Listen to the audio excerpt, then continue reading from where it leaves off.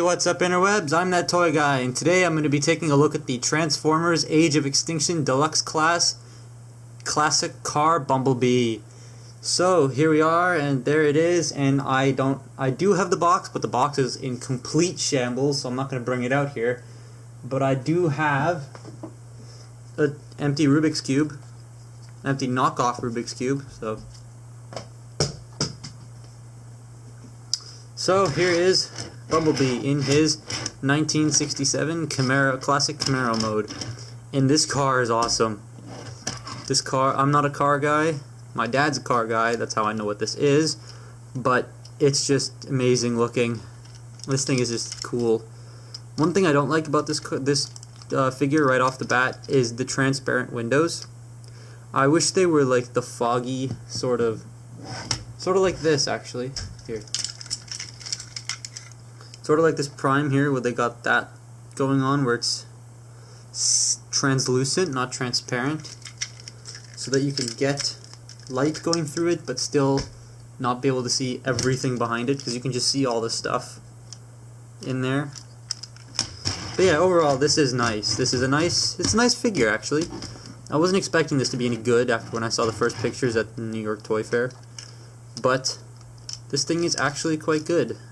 Detail-wise, it just looks so nice in this matte black finish with the yellow stripe. You got the camera falling over, that's what you got. And then you got the focus, stop focusing on my hand, focus on the toy. You got the SS logo right there with the nice stripe going down the front. You got this big thing under here, don't know what it's called. The grill looks nice in the black. No stripe down the middle, so no racing stripe. You do have the Autobot symbol painted on both sides. You got the rims in this nice gunmetal gray plastic. You got some exhausts going on down here. I think those are exhausts. On the back it also says SS in that tiny little circle there. I don't know how well you can see this. You got the nice yellow stripe up here.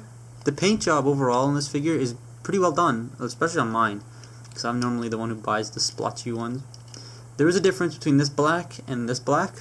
Like, this black is more matte than this one, but that's just because they painted over the translucent plastic here. And underneath you can clearly see head, arms, feet. Like, nothing is hidden.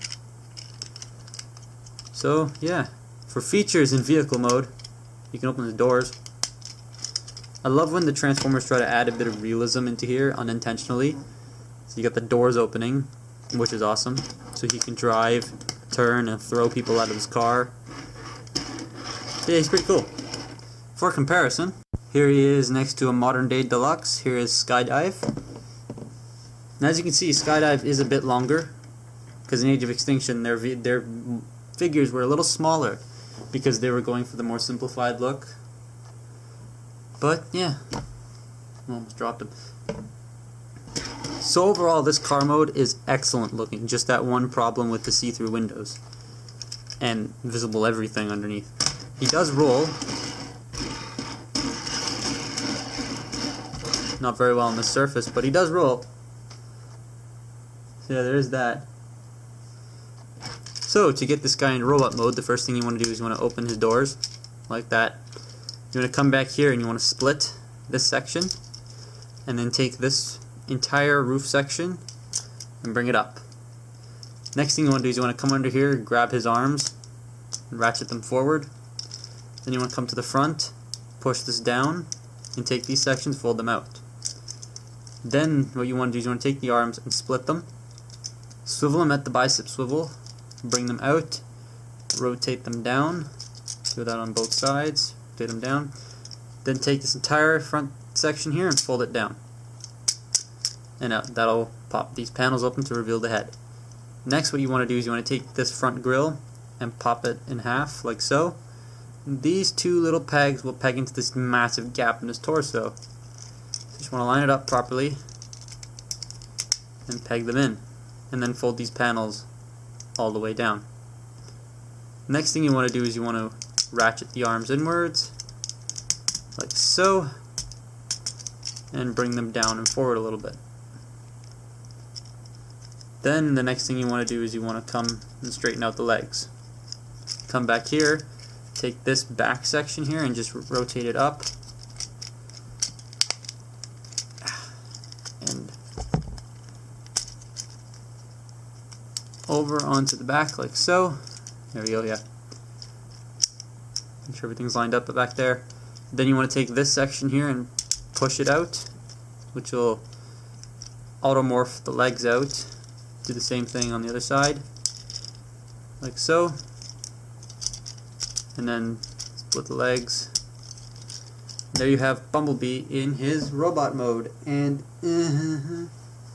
this thing's okay. I mean, it's not the greatest Bumblebee, but it's obviously not the worst. I mean, I think the worst one, in my opinion, would have to be the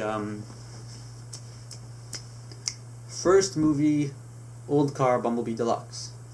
I don't have that figure, but I've held it in hand, and I just knocked over my size comparison. And yeah, that one didn't look the greatest, especially the feet. I mean, these feet look a lot more movie accurate than that one. The best Deluxe Bumblebee we've probably gotten was the Battle Blades Bumblebee, which again I don't own because I don't like Bumblebee, so he's not the character that I buy. Actually, I've never bought a Bumblebee transformable figure in my life, other than this. But that's just because it's mint in box. So, this Bumblebee here, for my first movie Bumblebee figure ever, it's not bad. For a movie Bumblebee figure, it's not the greatest. I mean, you have a lot of kibble hanging off the back here. Especially these bits. They do expose these gaps in his thighs, but they can be easily remedied by folding them down, and the kibble's gone, and it looks a lot better. So yeah, and the backpack. This backpack. The wings are fine, but I wish these could fold back as far as the wings can. They only go that far, making it look like he's more of a butterfly than a bumblebee. But overall, the design looks cool, it's just also missing some paint. Because it's just straight up yellow and black. There's no silver or anything like that. Well, I mean, there's some gunmetal. But that's about it. But yeah, head sculpt wise, taking a look at his head sculpt here. It's a nice head sculpt. It's pretty cool. He does have a massive gaping hole in his throat, but I mean, hey, he's missing his voice box, so you can use that as an excuse. I think this is probably the most accurate Bumblebee head sculpt we've gotten on the Deluxe, apart from maybe Battle Blades. But yeah, he does have light piping, but like all Bumblebees, his eyes are painted in. Why? Why would you spend that money to light pipe the eyes and then obscure it? I mean, you can kind of see it through there, but not really. I mean, it's a little hard, a little difficult to see it. So, why? That was a dumb decision on Hasbro's part. Oh, and these are removable. If I can get it out, there you go. They're removable, so we can take a look at the detail on his arms there. Lots of nice molded in detail on the arms and on this figure. You do have the spot for the license plate, but no license plate. On the inside of the legs here, you got a lot of nice gears and stuff. He does have peg holes on the bottom of his feet. And another hexagonal peg in his butt there. Because the Age of Extinction figures came with holes all over them so that you can plug them into like Tamashii base stands or whatever they're called, and you can peg them onto baseboards and stuff, which I thought was a pretty cool touch. But if it was either between that or good paint, I would have taken good paint. But oh well. Articulation wise on this figure, his head is on a ball joint, so he's very emotive there. Can look left and right, only about that far due to this chunk of plastic here on his back. Arms are very stiff. They can do full 360, but the backpack gets in the way. He does have a shoulder joint now. Here's the shoulder joint, alright? Here's the actual shoulder joint. Why is it ratcheted? I mean, is it so hard for them to put a swivel joint in there and not ratchet it? Because, I mean, people are going to use this joint thinking it's the shoulder. And then it's going to bump into this backpack piece right here and then snap it off. So stupid.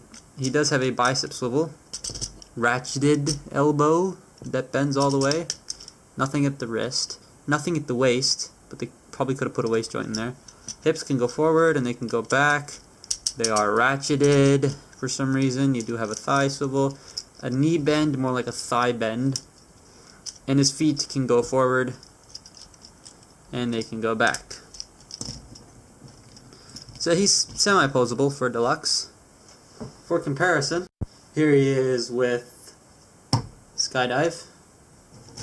As you can see, Skydive is just a little bit taller at the head than Bumblebee. He's also a lot better than Bumblebee. But yeah, there he is next to a modern day Deluxe. And just because it's sitting here, here he is next to a modern day Voyager. And even though this guy is shorter and less engineered and less articulated than this guy, this one's plastic feels a little bit better than this one's plastic. But yeah, for accessories, he comes with a missile, which is just cast in black plastic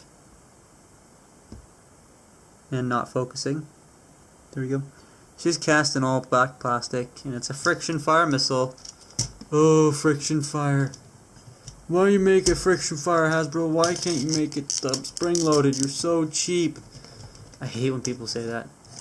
But anyway, you just push back here and you can fire. And then it landed in my trash can.